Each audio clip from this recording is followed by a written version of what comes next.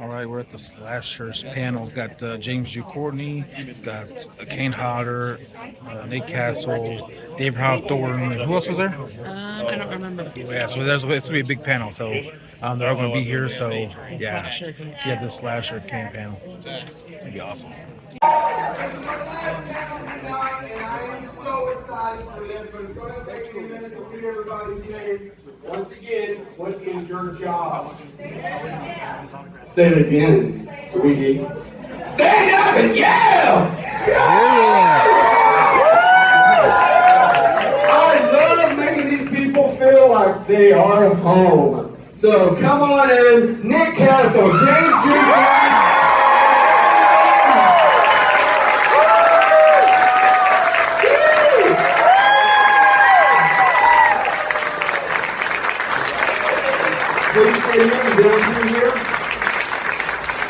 You know what? We may actually have a bigger crowd than we did for Jaws and Richard Drops. I'm just going to blow your all's heads a little bit. This is, yeah, it's pretty crowded. We're going to have to cut it off in the back. Fuck you, Steven Spielberg.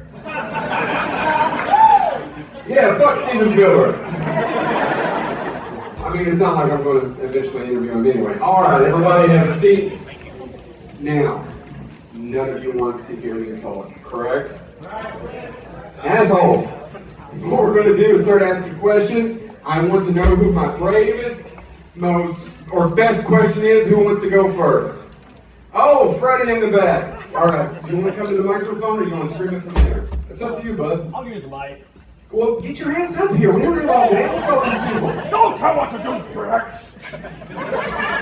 I've met Robert. You can do that better. Come on. Somebody's going to kick my fat ass later. All right, there you go.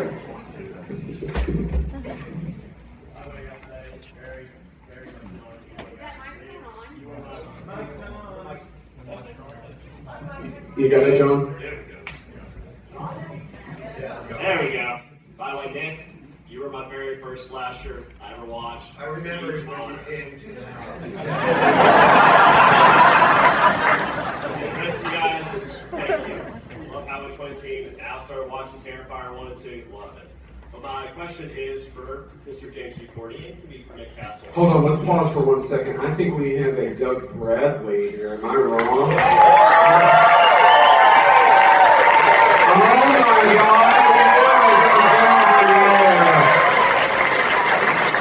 I'm sorry, Mr. Bradley, come in and have a seat.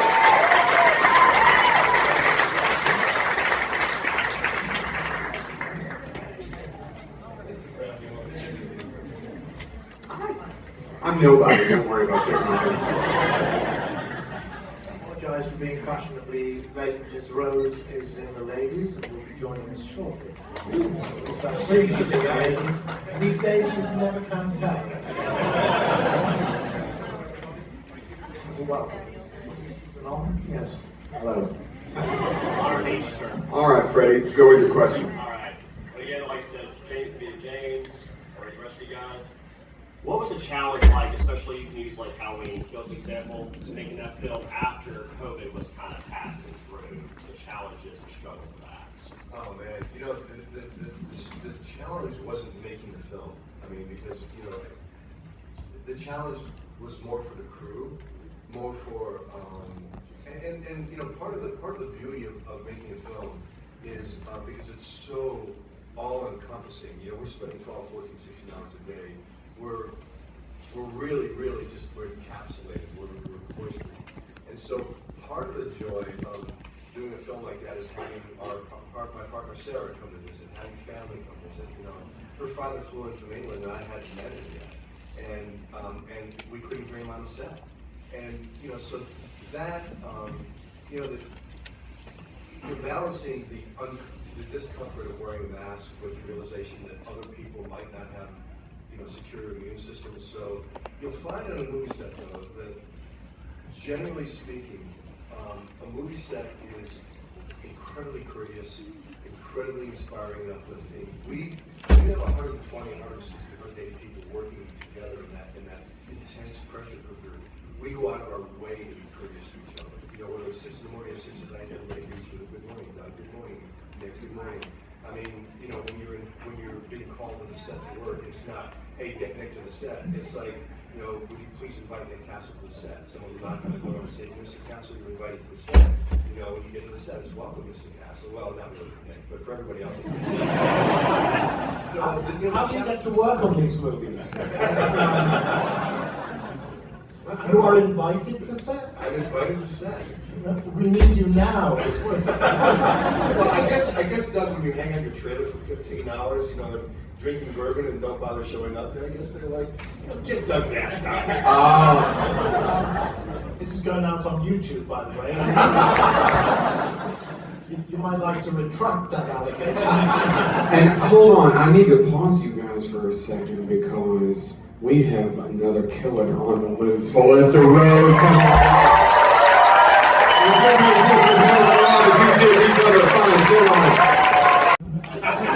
One of these things is not like the other, gentlemen. No. Thank you for having me. I appreciate all of you. All right, next victim. Okay, Doug, this is for you and James.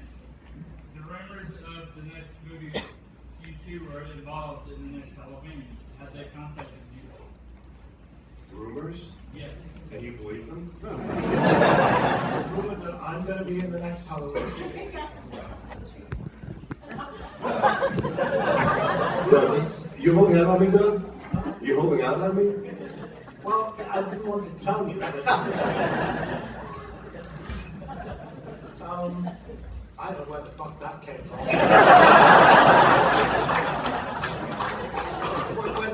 When did you... There's a script called Halloween. Ah, right. Now, crossed wires. Here's the story. We go back to when Freddy vs. Jason was being released. At that point, I knew for a fact that Dimension had been offered. There were rumors at the time as well that the sequel was going to feature a Pinhead as well. And I had to explain Optus fans that this was not going to happen because New World, New Line owned Nightmare on Elm Street and Friday the 13th. But they did not own Hellraiser. Hellraiser was owned by Dimension Films, which was a subsection of Miramax, who hated New Line. And I know for a fact that in the year before Freddy vs. Jason came out, Dimension also owned the Halloween franchise at that point. So they could do the Hellraiser Halloween crossover. I know they were offered 2 scripts, and they turned them down because they said Freddy vs. Jason was a stupid idea and it wouldn't work. Freddy vs. Jason was released and it stomped all over the box office, and I believe it became the first movie that year to stay at the top of the box office for 2 weekends in a row. So of course Monday morning, Dimension Films is in chaos because they want a Hellraiser Halloween crossover movie made tomorrow. And it was happening. And I had a phone call from Clive Barker, who said, they've approached me about this, they've asked me to write it. And I told them I would write it on condition that I had you and John Carpenter to direct it. And John said, I was told, I will direct it if Clive Barker writes it. So they had their A-list in place and it was going ahead. I was very excited.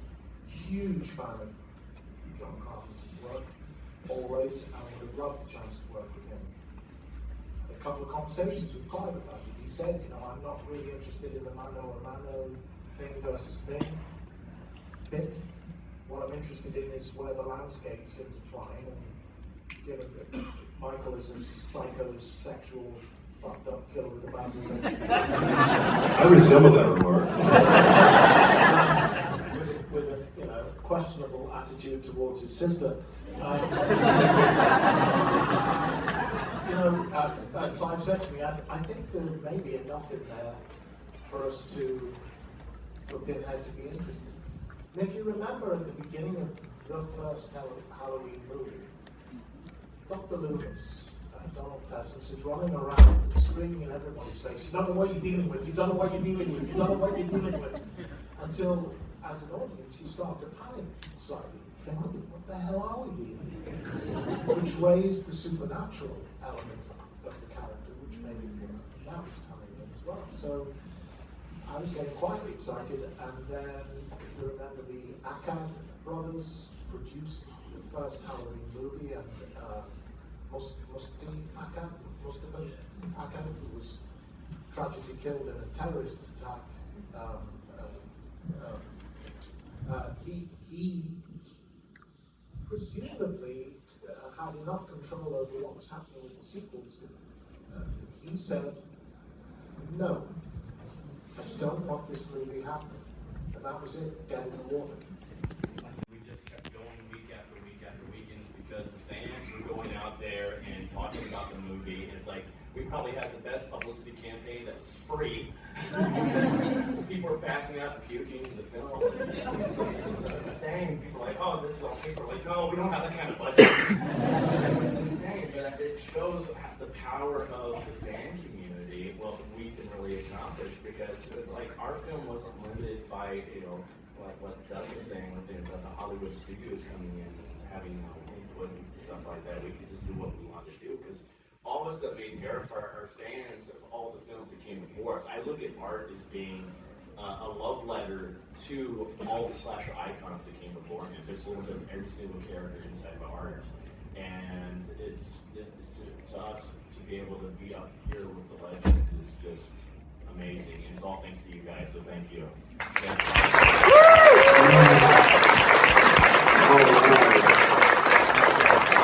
New House is our next victim. First of all, it's an honor to be in front of all of you. I think I speak for everyone in here. It's such an honor. Nick, I met you yesterday on Pride. I don't know if you remember me. But my question's for you, obviously. So there's been a hoopla of Halloween sequels. So many. Were you ever approached to do any of them? And then if you did, why did you? Well, after the first one, I went on to be a writer-director and kind of got involved with my own movies. So John and the team went on their merry way. So there was really never a moment, other than the fact that Deborah came back to me when they were about to do Halloween 2 and said, do you have the mask? Because we can't figure out how to do it. For some reason, whatever, the other masks were gone or ruined or something. And I went, yeah, it's right over there on the piano. I had it on a styrofoam thing, and she took it and she said, I'll bring it right back. How many years ago? That was my only experience with that. And then when David, before I think James they were figuring out how to do the shape for 2018 for the David Gordon Green trilogy. And my agent for these shows, Sean Clark, maybe you probably know of him, the thing with two heads and all that kind of stuff, he's great. He got a call and asking him, which one of your clients might be interested in playing the 40-year-older Michael Myers? And he said, well, there is a 40-year-old called Nick Castle. And they said, would he be interested at all? And he went, let me check. So he went and checked with me. After a little round of thinking about it, talking to David on the phone, I realized they needed someone with a little bit more muscle and stamina in the show. And I said, you know what, it would be fun. Excuse me. Fun to do a cameo or something like that. And that's where I left it. And, I did some cameos for all three of them and had a lot of fun. I hope the fans had fun kind of finding Where's Waldo in the movies. So, pass the baton to James, and I think he did a great job.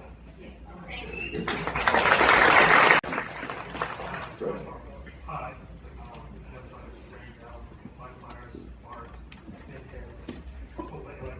wow. Yeah. So anyway, my question is for Nick and James. With Halloween 2018, it being 4 years later, was there a process or a conversation between you two where you kind of discussed where Michael was, or was he just completely dormant? Because with with Nick, your Michael was very much, he stalks and then he kills. And James, you kind of got to unleash like the beast with Michael, especially the kills, like it's really how he kills. So I was just kind of wondering, what was that process? Did that conversation happen when you discussed like where Michael was as a character, even though we like to keep him in mystery? You know, Nick and I have never, Nick and I are very good friends. I mean, we travel together, we're very, very good friends, and I count myself incredibly fortunate to have such a talented and spiritually deep human being as a friend. We have never once spoken about the character. We talk about lots of other fun things. Like what? Did you know that Nick Castle wears pink pants?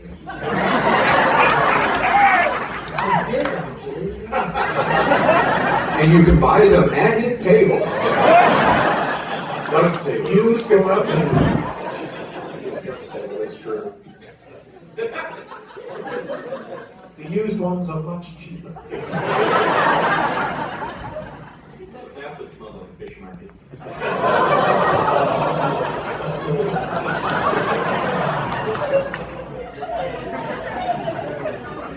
Sorry, I jumped in on Nick. Nick, you gotta say it. Well, as far as, I mean, I think what you're talking about is what happened between the 40 years. I mean, he was in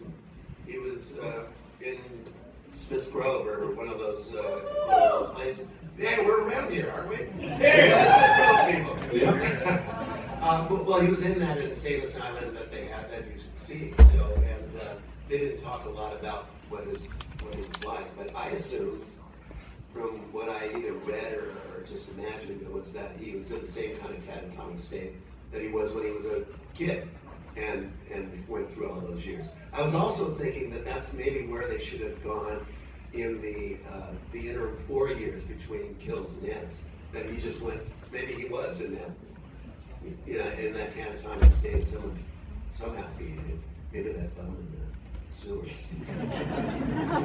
Barbecue rat. Yeah. Thank you. And there's all the glue and the fumes from the prosthetic, the fact that I couldn't move the eye. So it was not comfortable. And every iteration of how they tried to fix it didn't help. And so that was something going into kills and ends I know I have to deal with. But it's a small price to pay. You know what I mean? And so what you do is whatever discomfort or pain you're feeling from the experience, you just apply that to the character. You apply that to the it's like there's no room for snowflakes in filmmaking.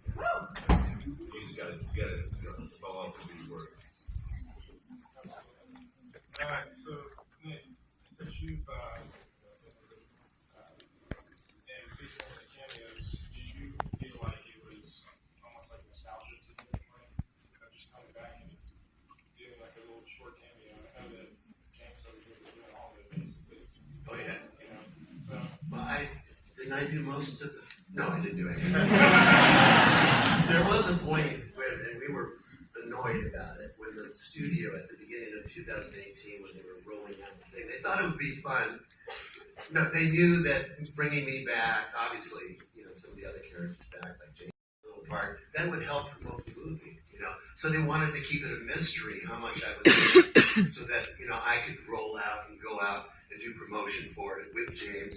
But then it got like, all I did was that one lousy shot, and it got to be confusing. And people kept asking us, and we wanted them, we weren't allowed to at one point. We wanted them to say exactly what it was, and I didn't think it was fair for James, first of all.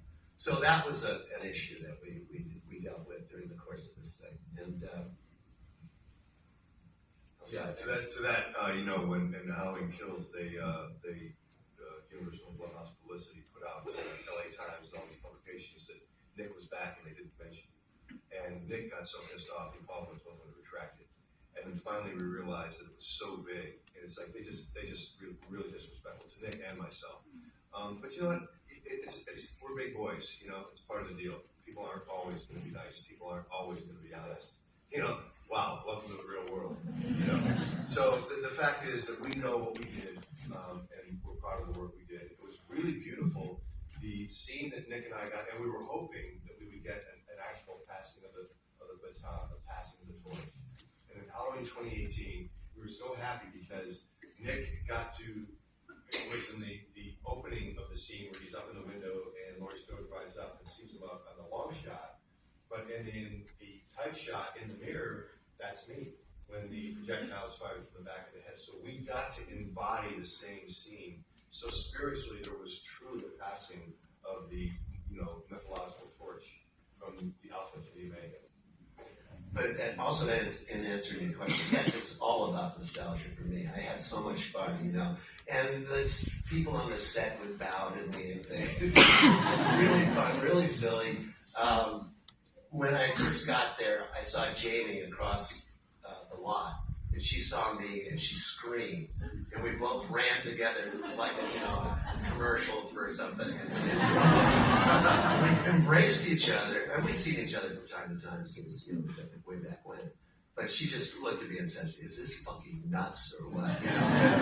Just the idea of it, just coming back and doing this again as the characters was pretty interesting, and the idea that they made it into a hit, that first, especially that first one, was a testament, I think, to the story and the characters and how much you guys love bringing back this guy.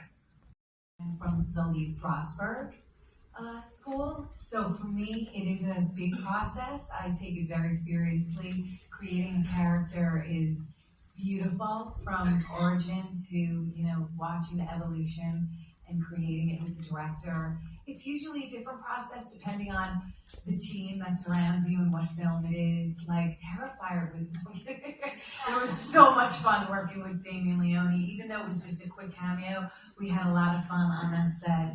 And it's evolved. It's really fun creating these beautiful characters and certainly deciding what their backstory is and just who they are. It's wonderful.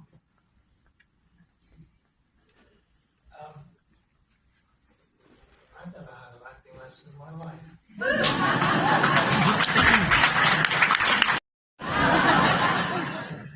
You see, the day that changed my life came in about 1969 when I blacked my way into being in the school play at Moraybank High School in Liverpool. I was told to report to rehearsals, which I duly did, and met my fellow cast members, which included a fellow by the name of Clive Barker. And that was the day that changed my life. And after school at the university, we started doing theatre in Liverpool and crazy stuff and all stuff of our own. Long story short, we were a mine company in the middle of the decade, and we were not by the end of the decade. And we moved down to London and formed a dog company doing original plays by Clive, which included a brilliant play called The History of the Devil, which I played the devil, who was barely on stage, a huge role. Somewhere in the middle of it, I thought, I think now I've been doing this for a decade. I guess this is what I'm going to do.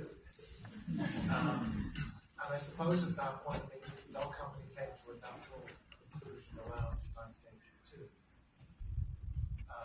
And Clive was at that point giving me handwritten. And I had that epiphany that I was getting more enjoyment out of entertaining my students than teaching them, and this is what I should do with my life. So I decided to finish my degree and move to New York City and become an actor. But in the meantime, I just kept doing community theater because my school was not really school. My school was the stage. I learned from watching the actors that came before me that had more experience than I. So I'm like a human sponge. I like Magpie. I like what you said. That's exactly what I am. I'm always taking little bits and pieces from everybody I watch, from who I share the stage with, who I share the screen with, to all the people I've watched in movies throughout my whole entire life. So when this opportunity to play art came around, that's what I did. Fortunately, I had someone that had played the character before me, Mike Gianelli, who played him in All Hallows Eve, who wasn't an actor either. He was just being his best friend. And he was like, "Hey, you want to play this character?" Okay, sure. So I had that, that starting place to go with. But I wanted to add more of the clowning aspect to art, because in the original version, art is more just like just a guy dressed up like a clown. I wanted to add more of that personality, that charisma to the character.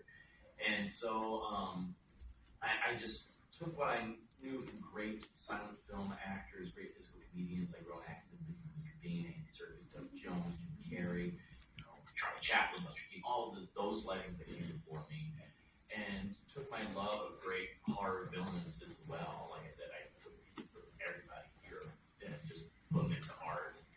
And of course, a little bit of Joker in that. Everybody puts a smile on my face. Alrighty, that is pretty much it, guys. So we got to see the panel, and we got to see, like I said, all That the. actually was really fun. Yeah, the slasher was pretty good. Like I said, we got all the slashers. You got Pinhead, both Michaels. Thanks, Child of the Corn, for recommending us to go. Yeah, Child of the Corn. Yeah, he recommends us to go see it. You guys seen Child of the Corn was with us, and also too, just as the Pinhead was there, but Kane Hodder was supposed to be there, but I guess he got sidetracked, so he couldn't make it. So no Kane Hodder. But we're officially done with Scarefest weekend. So we're gonna get something to eat, and then go back to the hotel, probably get some sleep, and then be heading back to our home in the morning. So say goodbye, Scarefest. Bye, Scarefest. Bye-bye.